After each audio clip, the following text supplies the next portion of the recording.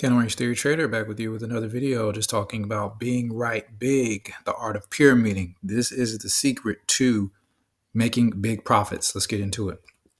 Now, what is pyramiding? Pyramiding is simply just adding to a winning trade. Okay, that's it. It's not averaging down or adding to a losing trade. So the first thing you have to do is make sure that you are detached from your losses. And the key to doing that is the first position. That's the most important part of this whole deal. A lot of times we're taught, okay, just have a 1-to-2 risk to reward ratio. You risk $50, you get $100, done deal. Okay. And that's fine if you have a big account. But if you have a smaller account, or even if you just want to see more substantial gains, the best way to do it is to have what's called a tester position. Okay. And this comes from, I can't take credit for this idea. Obviously, people like Jesse Livermore have used it. And if you don't know who he is, look him up. But a lot of other traders as well. So the first entry is just a tester position, which is just to see if your bias is right. Now, if that trade loses, the loss must be extremely minor. Okay, because you have to stay alive long enough for the big wins or the big move. Okay, because it's just a matter of time before it comes. Until then, you're just putting out feelers into the market to see if you're right or not. From there, this is the second most important part. You have to make the market earn your next entry. Okay, too many times we're begging the market to take our money instead of taking on the position of power and saying, you know what, if you want more of my money, if you want me to hit the buy button again, you got to show me what I want to see. Okay, so you have to make sure your first trade is in profit before you add more to the trade. Okay, because the unbreakable simple law is this: if we're long, we need to buy as the price rises. If we're short, we need to sell as the price falls. Okay, amateurs do the opposite of that. They average down, or when the trade goes against them, they think, oh, well, this must be a better bargain. I can buy more for cheaper. And then when it turns around or reverses, I'll make more money. Now, the sad thing is sometimes that works, but when it doesn't work, it can destroy you. And let's see how that looks in real time, because this is what amateurs do. And let's be honest, I've done this. All right. So what I used to do, let's say over here, we're trying to find the top. All right. So this first black line right here where my mouse is on the lowest part of the chart on the left would be the first entry. Let's just say I have I'm risking about $1 per pip. All right. I take the entry. I'm thinking price is going to go down. I do not set a stop loss. I just say maybe I'll risk about $10 or so. I don't have a clearly defined plan. Price goes up above the high that I thought was made and then continues up some more. So then I average down. I add another one. Okay, because surely this now must be the top. Price comes up a little bit, then goes down. I see a little bit of profit, and then price rockets up again. So then I take a third entry because surely this has to be the high, right? But when all is said and done, price goes down a little bit and then shoots right back up again. And instead of having a small loss across these three entries, when I finally do decide to get out, when price does take this final spike, I've lost $83. Okay, on three entries by averaging down, averaging to a losing trade. Now, let's see what a professional does. A professional may take a small entry right here off the low of the day. All right, fine. Price then goes up, okay? Not against them, it goes in their favor. Then they add another trade, all right? Now, obviously, price continues up, went too far there. Price goes up a little more, retraces a little bit, and then this is the next day. So off the low of the day, they see some good price action off the low, price goes up. They wait to see what the next candle or two does. It goes up some more. And they take another entry. And then what happens? Price goes up some more. So then they add their last entry right there, and then price obviously it shoots up. Now, this is across 5 entries total, but the difference is they only put more money in when the market was showing them, okay, you know what, for today, I'm going to go up. So anybody who wants to come along the ride, you're welcome. I'm going to show you what you want to see. The market has earned those additional profits, and because they risked $1 per pip, when price finally did shoot up, they made 42 pips on one entry, 40, 40, 38, and 37 roughly, okay, up to this spike to the high. So in total, they earned 197 off of this one trade, but it started off a little tester entry right here to see, okay, is the market going to go long over the next 1 to 2 days? All right. So this is how your risk management should look when you do something like this. So this is across 9 trades. You take one trade, you lose, but it's only about, say, $10 or so. All right. You take another trade, you get up to 2 positions because sometimes you'll add a position, but then price will still go against you. No big deal. $15 loss, fine. But trade 3, Okay, you see something that really earns your money and you're adding to the position as price goes into your favor. And you average about a 1 to 4 risk to reward per position across 4 positions. Okay, and then that equals a $120 win. Now, the rest of your trades, obviously, you can read this. I don't have to read them all, but you have a loss, a win, a loss, a loss, a win, a loss, and then another loss. Okay, you can see all of that. That's how it should look. Small little tester positions out there. Some losses will be bigger than others as you add, and then you'll still lose. But when you win, you should win big, okay, because you're adding into the positions. All right.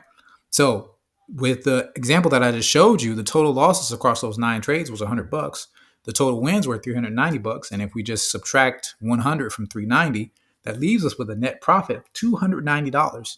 You took 9 trades in this example. You lost 6 of them. You only won 3 of them, and you've netted $290 in profit. How does it sound to lose most of your trades and make almost $300? Does that sound like a good deal to you? If so, you might want to consider the power of pyramiding as a risk management strategy. Okay.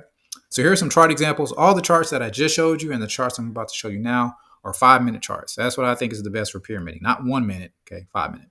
All right. So we have a tester entry here off the high of the day. Price goes down. Okay. Then chops around a little bit.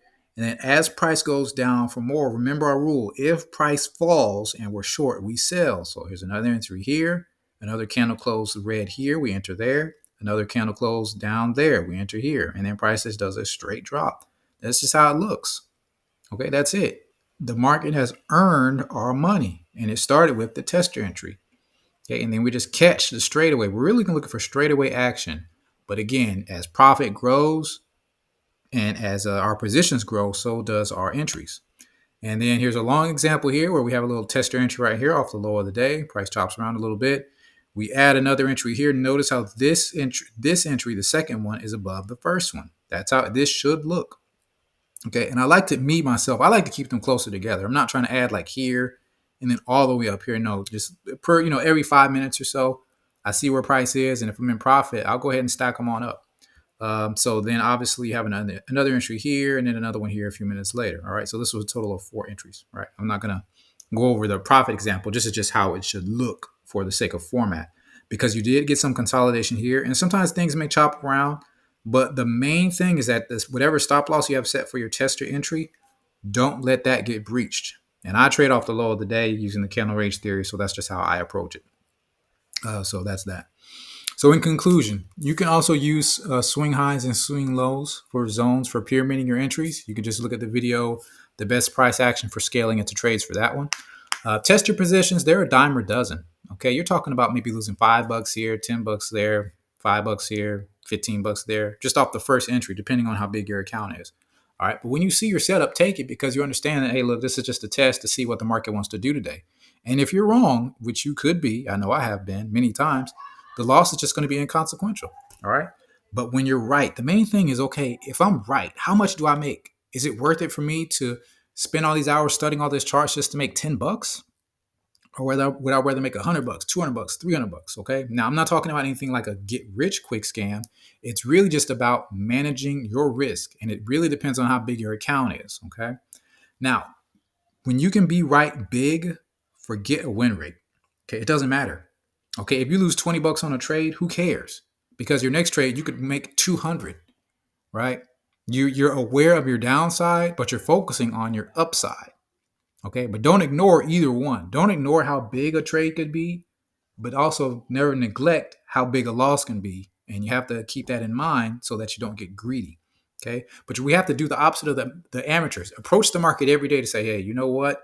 You have to earn my money. I don't know about you, but I work hard for my money. All right. So they got to earn it. Okay. And you need to have the same mentality. If you work hard for yours, make the market earn you pressing that buy or sell button. And it has to, for you to do that, it has to do what you want to see. If it does not do what you want to see, then do not press that button. Okay. Now you have to be aware of margin. Don't get margin called trying to be greedy. If you have a $100 account or a $200 account and you use all 200 of your margin, again, while it can work, if it goes against you, you're going to blow out and then you lose everything. We don't want to do that. Okay.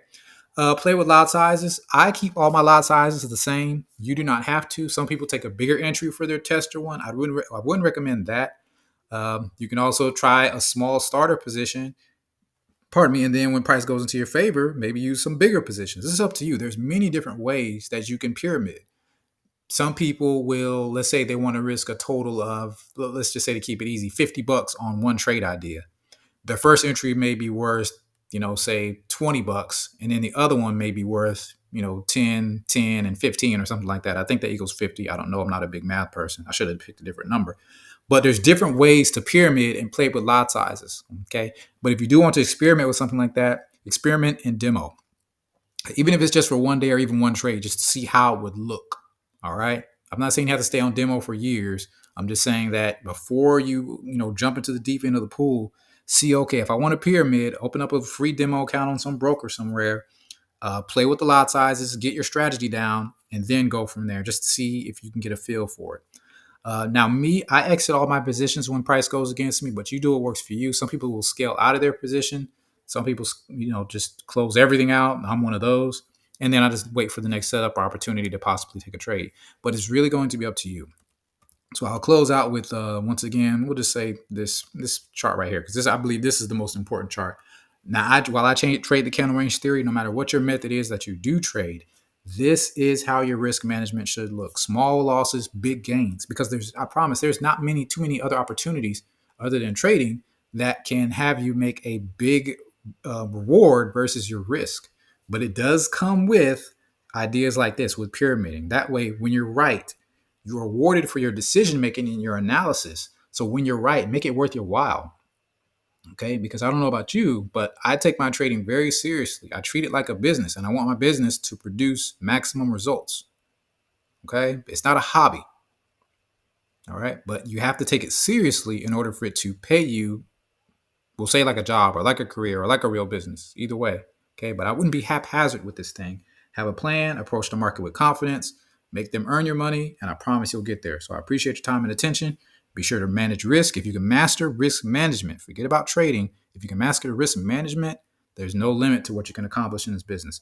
So I appreciate your time and attention. I hope you have a great rest of your day, and please take care.